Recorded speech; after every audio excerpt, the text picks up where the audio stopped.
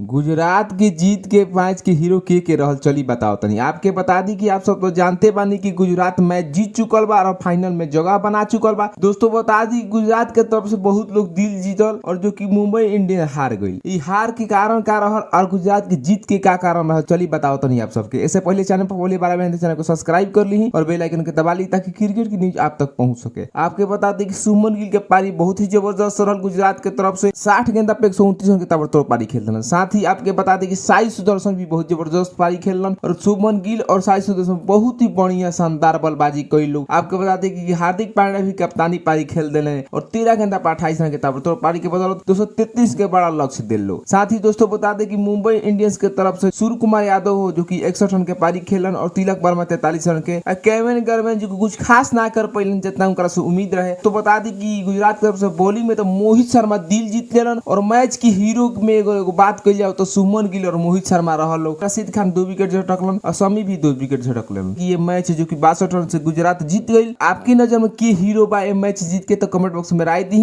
धन्यवाद।